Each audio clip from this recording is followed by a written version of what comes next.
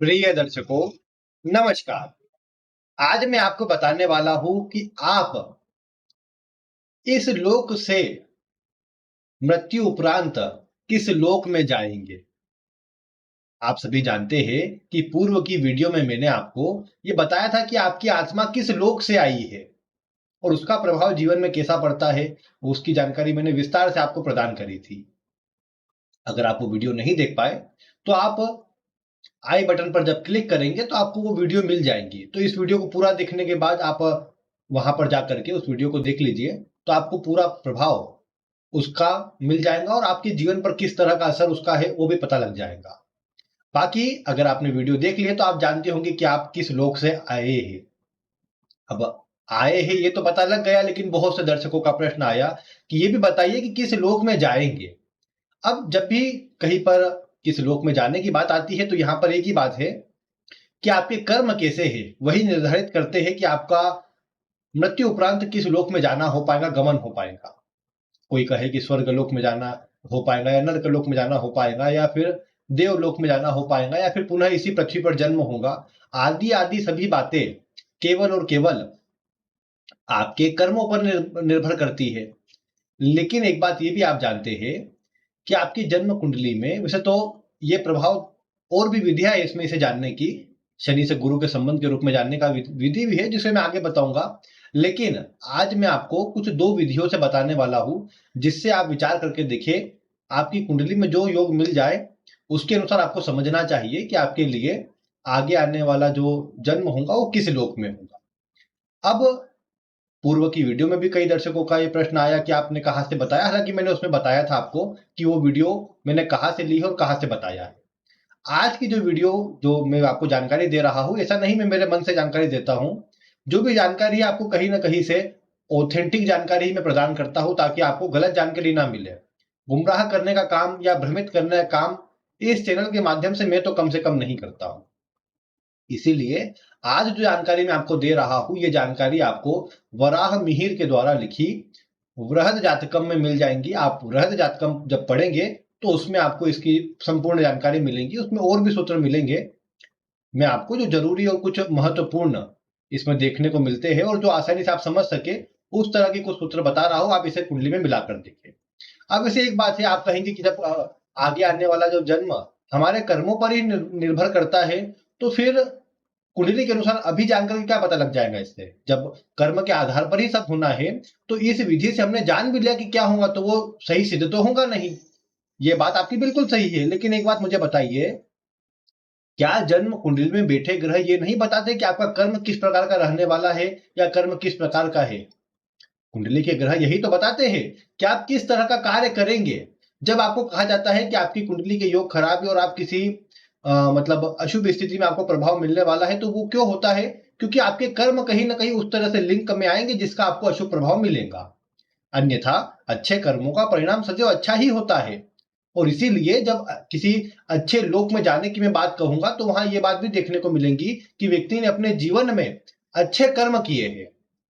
क्योंकि ये तो मैं आपको हमेशा बताते आया हूं कि आपके पूर्व के कैसे कर्म थे ये बता रही है आपकी जन्म कुंडली।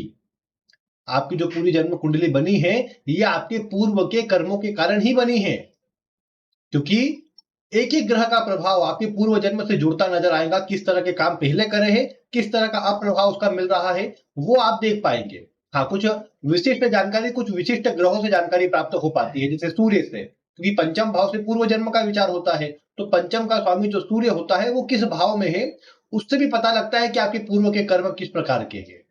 लेकिन ये बात आपको समझनी चाहिए कि आपकी जन्म कुंडली के अंदर प्रत्येक ग्रह ये दर्शाते हैं कि आपके कर्म पहले कैसे थे और अब आपके कर्म कैसे रहेंगे।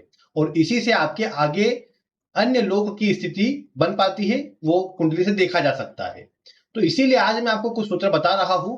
इसमें और भी विधियां है, कुल दो ही विधि अलग अलग रूप में मैं आपको बता रहा हूं, इसे आप मैच कर लीजिए। बाकी और कभी आगे मैं आपको इससे जुड़ी वीडियो दूंगा तो आपको बताऊंगा। और अगर आपको वो वीडियो देखना है, आप चाहते हैं कि हाँ इससे जुड़ी मैं वीडियो आगे भी आपको प्रदान करूं, तो बस आपको इतना करना है कि इस वीडियो पर कम से कम, ज्यादा नहीं बोल रहा हूं, कम से कम 2000 अगर लाइक हो जाएंगे तब जाकर के मैं आपको वो अगली वीडियो दे दूंगा।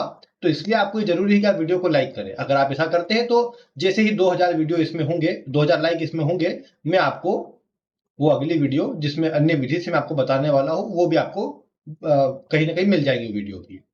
तो आप इतना कर लीजिएगा। बाकी मैं आपको बताता हूँ आज की वीडियो में कि आपको कैसे जानना है कि आगे आने वाले आपका जो जन्म होगा वो किस लोक में होगा।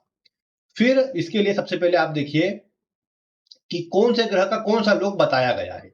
जो वराह मिहिर द्वारा आप पुस्तक को पढ़ेंगे, जब देखेंगे तो आपको पता लगेगा कि जो वराह मिहिर द्वारा बताया गया है कि सूर्य और मंगल ये दोनों की दोनों ग्रह मृत्यु लोक यानी पृथ्वी लोक को ही दर्शाते हैं। आपका जन्म इसी पृथ्वी लोक पर हो जाए, इसी पृथ्वी लोक पर हो, ये सूर्य और मंगल दर्शाते हैं। तो जब भी इनसे संबंध बनेगा तो आपको सूर्य मंगल का प्रभाव पृथ्वी लोक का समझना चाहिए।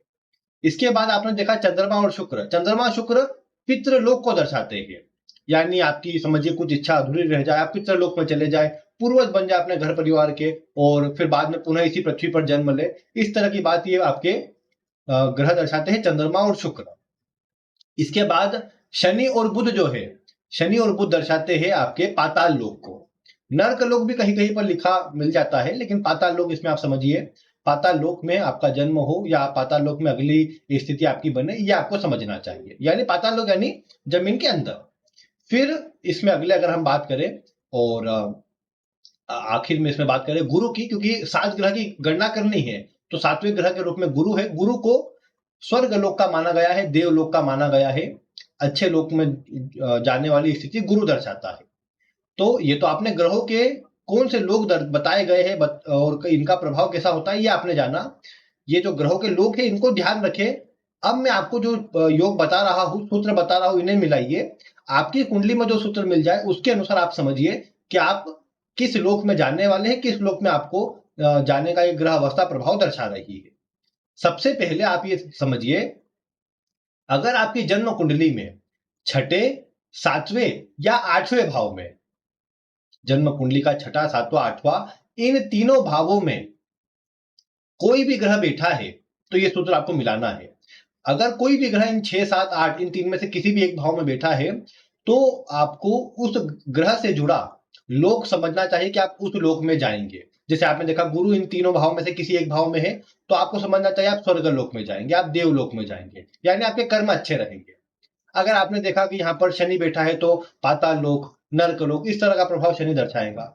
लेकिन आपने अब देखा कि एक ग्रह हो तो समझ लिया कि चलो एक ग्रह है, आपने समझ लिया कि हाँ ऐसा प्रभाव मिलने वाला है। लेकिन यहां पर अगर आपने ये देखा कि आपकी कुंडली में एक से अधिक ग्रह बैठे हैं, फिर मतलब आपने देखा 2 या 3 ग्रह बैठे हुए हैं, तो आपको इसमें ये विचार करना है कि षडबल में सबसे बलवान कौन है इनमें से। ऐसी आप नॉर्मल स्थिति देखना जानते हैं तो ऐसे देख लीजिए कि ग्रह कौन सा बलवान है। नहीं तो देखिए षडबल में जो ग्रह छठे, 7वें, 8वें भाव में, इन तीनों भावों में जो भी ग्रह बैठे हैं इनमें सबसे ज्यादा बलवान कौन है, सबसे ज्यादा बली कौन है। जो भी सबसे अधिक बलवान होगा उस ग्रह के अनुसार उस लोक में आप जाएंगे, समझना चाहिए। जैसे आपने देखा यहाँ पर सूर्य, बुध, मंगल, शुक्र, ये चारों ग्रह बैठे हुए हैं। अब आपने देखा कि सूर्य, बुध, मंगल और शुक्र बैठे हुए हैं, इनमें षडबल में सबसे ज्यादा बलवान शुक्र है। तो आपको ये समझना चाहिए कि आपको ये ग्रह अवस्था के चलते पितृलोक में आप आगे जाएंगे, पितृलोक में आपको कहीं ना कहीं आगे जाना पड़ेगा मृत्यु उपरांत, ये आपको समझना चाहिए। तो उम्मीद है ये सूत्र तो आप समझ गए होंगे। इसके अलावा एक बात ये भी है कि अगर जन्म कुंडली के अष्टम भाव में केवल और केवल शुभ ग्रह बैठे हुए हैं, जन्म कुंडली का अष्टम भाव शुभ ग्रह से युक्त है, तो आपको यह समझना चाहिए ये भी आपको अच्छे लोक में ले जाने का प्रभाव देता है। ये आपको भी ये दर्शाता है कि ये आपको स्वर्ग लोक में लेकर जाए या उत्तम लोक की प्राप्ति करवाए, ऐसा आपको समझना चाहिए इस अष्टम भाव में बैठे शुभ ग्रह के कारण। शुभ ग्रह में वैसे गुरु भी आता है, शुक्र भी आता है, पापक ग्रहों से रहित बुध भी आता है, और शुक्ल पक्ष में मजबूत अवस्था में बैठा चंद्रमा भी आता है। तो ये अगर है यहाँ पर तो इससे आपको समझना चाहिए आपको अच्छे लोक में, अच्छी गति में आपको भेजने का काम करेंगे ये ग्रह अवस्था, ये आपको समझना चाहिए, यानी आगे का समय आपके लिए अच्छा रहेगा। तो ये तो पहली विधि हो गई जिससे आपने जाना कि किस लोक में आप जा सकते हैं। जैसे जिनके कुंडली में छठे, 7वें, 8वें में कोई ग्रह नहीं होगा तो वो सोचते होंगे कि अब इसमें से हम कैसे देखें, तो आपके लिए दूसरी विधि है और बाकियों के लिए भी दूसरी विधि है, वो भी देख सकते हैं। इस दूसरी विधि में आपको 12वें भाव का विचार करना है। 12वां भाव मुक्ति का है, त्याग का है, शरीर को त्यागना भी देख सकते हैं। मोक्ष का विचार 12वें भाव से किया जाता है। तो 12वां भाव भी कहीं ना कहीं इस तरह की स्थिति को जानने के लिए इसका विचार भी करना चाहिए। वैसे कुछ स्थिति में 11वें भाव का विचार भी आता है कि 11वें भाव से देखना चाहिए, लेकिन मैं आपको बता दूं 11वां भाव भी इसलिए देखा जाता है क्योंकि वो 12वें से 12वां है, और फिर आपकी क्या इच्छा थी, क्या इच्छा आपके अंत में रही, उस इच्छा के अनुसार आपको आगे जन्म मिलता है, इसलिए 11वें भाव को भी देखा जाता है। लेकिन मैं आपको 12वें भाव से आज बता रहा हूं, आगे फिर कभी आपको अन्य भाव या अन्य जो विधियां है उनसे भी बताने का प्रयास करूंगा, कुछ नक्षत्र की विधियां भी है उससे बताने का प्रयास करूंगा। बाकी आज तो आप ये समझिए कि अगर आपके 12वें भाव का स्वामी कौन है, पहले ये देखिए जन्म कुंडली का 12वां भाव, इसमें 1 से लेकर 12 तक का कौन सा अंक लिखा है, उससे आप जान जाएंगे कौन सा ग्रह 12वें भाव का स्वामी है। अब आपने जब देख लिया 12वें भाव का जो ग्रह स्वामी है, वो आप देखिए कि कुंडली में नवमांश कुंडली में किस भाव में बैठा है, किस ग्रह की राशि में बैठा है। आपने देखा कि जो 12वें भाव का स्वामी है लग्न कुंडली का, वो नवमांश कुंडली में अगर मंगल की राशि में बैठा है, मंगल की राशि कौन सी, मेष राशि या वृश्चिक राशि, ये मंगल की राशियां है। अगर मंगल की राशि में बैठा है तो ये आपको समझना चाहिए ये आपका जन्म पृथ्वी लोक पर करवाएगा, पृथ्वी लोक में ही आपका जन्म होगा। सूर्य में भी पृथ्वी लोक लिया जा सकता है, लेकिन सूर्य में कहीं ना कहीं थोड़ी ऊर्जा अच्छी होने से इसे एक उत्तम ग्रह के रूप में देखा गया है, इसलिए इसका प्रभाव अधिकतर शिवलोक के रूप में देखा जाता है, या व्यक्ति को अच्छे लोक में लेकर के जाए। और हालांकि पृथ्वी लोक का प्रभाव जो अभी मैंने आपको बताया उससे आप जोड़ करके देखिए, उससे आसान भी है, आप देख भी पाएंगे। और सूर्य का प्रभाव अगर आता है, जैसे आपने देखा 12वें भाव का स्वामी यानी 12वें भाव में 4 अंक लिखा है और 4 अंक का स्वामी चंद्रमा होता है। चंद्रमा आपने देखा नवमांश कुंडली में सिंह राशि में है, तो आपको ये समझना चाहिए कि ऐसी अवस्था में ये आपको अगला जो जन्म करवाएगा वो पृथ्वी लोक में ही करवाएगा, ये आपको समझना चाहिए। इसके बाद आपने देखा कि 12वें भाव का स्वामी चंद्रमा या शुक्र की राशि में है नवमांश कुंडली के अंदर, तो ऐसी अवस्था में ये दर्शा रहा है कि आपका जो अगला जन्म होने वाला है ये आपका पितृलोक में होने वाला है, आपको पितृलोक में जाना पड़ेगा। और फिर कुछ समय बाद आपकी जब ग्रह अवस्था वहां से कुछ बदलेंगी तो आपको पुनः फिर जिस भी स्थिति में आपका प्रभाव बनेगा उसमें आपको जाना पड़ेगा। तो मेरे लिए आप ये समझिए कि चंद्रमा शुक्र के नवमांश में यानी चंद्रमा शुक्र की राशि में अगर 12वें भाव का स्वामी है तो ये दर्शाता है कि आपको पितृलोक में आगे जाना पड़ेगा।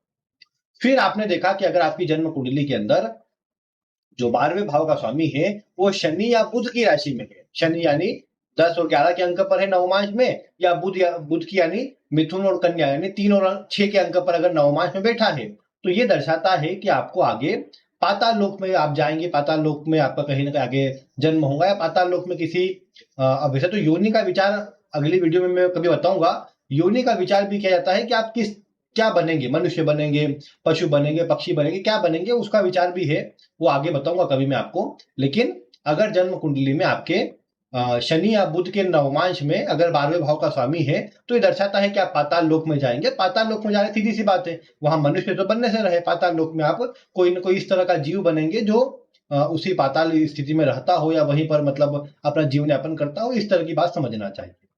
फिर इसके बाद अगर अंत में आपने जैसे देखा गुरु बचे हुए हैं, तो गुरु के अगर नवमांश में आपके 12वें भाव के स्वामी जाते हैं तो आपको ये समझना चाहिए कि आपका जन्म जीवन में मतलब आगे न हो इस तरह का प्रभाव भी आ सकता है, स्वर्ग लोक में आप जाए इस तरह की बात आपको समझनी चाहिए। यानी ये जीवन के जो आवागमन का जो चक्र है उसमें आपको कहीं ना कहीं मुक्ति मिल जाए, इस तरह का प्रभाव है। 12वें भाव का स्वामी नवमांश में अगर गुरु की राशियों में हो, धनु या मीन में हो, तो ये इस बात को दर्शाता है।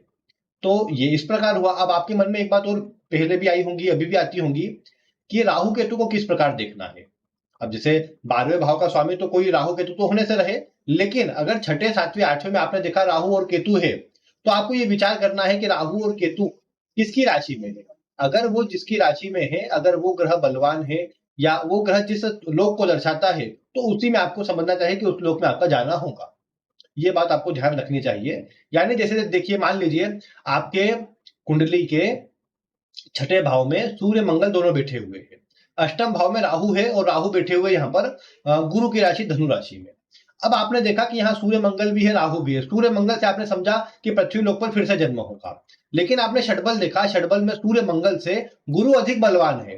तो गुरु अधिक बलवान है तो आप क्या समझेंगे कि गुरु बलवान है, तो जो राहु गुरु की राशि में है तो इसलिए आपको ये अच्छे लोक में लेकर के जाएगा। भले अष्टम भाव में पापक ग्रह का होना विपरीत प्रभाव देता है, लेकिन इस गुरु के राशि में इसका होने से ये आप देख पाएंगे कि आपको एक अच्छे लोक में ले जाने का काम करेगा, यानी पुनः जन्म मतलब कम से कम मृत्यु लोक में तो न हो, इस तरह का प्रभाव प्रदान करेगा। तो ये कुछ बातें आपको मेच जरूर करना है। ऐसा नहीं कि जो मैंने बताया उसे ही 100% सही मानकर चले, कुछ थोड़ा अपनी तरफ से उसे मिलाए, अपनी कुंडली के अनुसार थोड़ा तोड़ मरोड़ करके उसको सही करे, और फिर आप समझिए इसका प्रभाव कैसा पड़ेगा आपके जीवन पर। बाकी आप भी देखिए अपनी कुंडली में कि आप किस लोक से आए हैं पूर्व की वीडियो में और जाएंगे, ये आज की वीडियो में आप देखिए। बाकी अगर आपको आज की वीडियो पसंद आए तो इसे लाइक करें, लाइक अवश्य करें, ताकि आपको अगली वीडियो इसी से जुड़ी जो विस्तार से मैं आपको देने वाला हूं वो मिल सके। बाकी चैनल पर नए हैं तो सब्सक्राइब अवश्य से कर लीजिए और पास में आने वाले बेल आइकन को दबाना बिल्कुल ना भूलें। बाकी आज की वीडियो में इतना ही। वीडियो देखने के लिए आपका बहुत बहुत धन्यवाद।